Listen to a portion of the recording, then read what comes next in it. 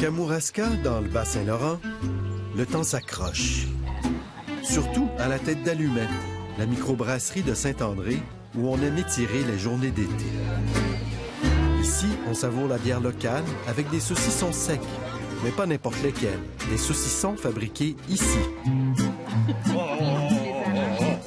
Les amateurs de charcuterie fine connaissent bien les saucissons secs importés d'Europe, comme la Rosette de Lyon ou le Soppressata italien.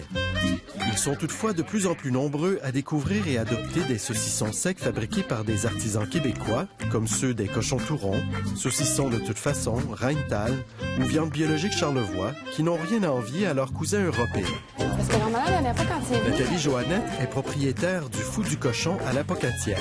Ces produits sont aujourd'hui la fierté de la région. Le Québécois de souche, en campagne, le saucisson sec, on connaissait pas ça, puis on était rébarbatif par rapport à ça.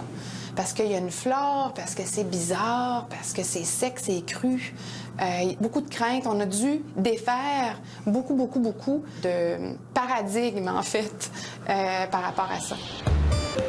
Un saucisson sec, c'est du porc haché auquel on ajoute du sel ou des nitrites, des épices, puis des ferments lactiques pour développer une flore bactérienne comestible. Le mélange est ensuite poussé dans des boyaux.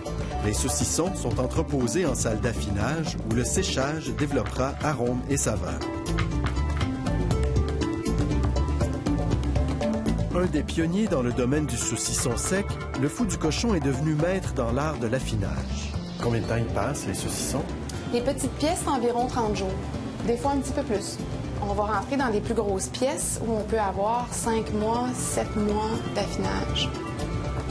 Contrairement à la saucisse, qui doit être cuite, le saucisson sec est un aliment vivant, comme le fromage. L'affinage, c'est l'étape cruciale et ultime de sa fabrication. On va perdre de l'eau. Le produit ici va perdre 50 du poids. Et il y a une flore microbienne qui va s'installer sur le produit tout au long de son affinage. C'est des bons microbes, ça. C'est des bonnes bactéries, bonnes levures, bons champignons. La salle d'affinage du Fou du Cochon est équipée d'étagères en bois d'érable. Une grande fierté pour Nathalie. L'érable vient jouer sur la saveur pour avoir un goût particulier, propre à Fou du Cochon, qui est si bas-laurentien, qui est si typique, en fait, de notre région. Hey, salut, madame! Hey, salut! Ça va bien? Au fil du temps, la charcutière a créé des liens avec des artisans et producteurs de la région. On est comme avancé plus dans la saison, fait que là, il est comme plus fort. Oui.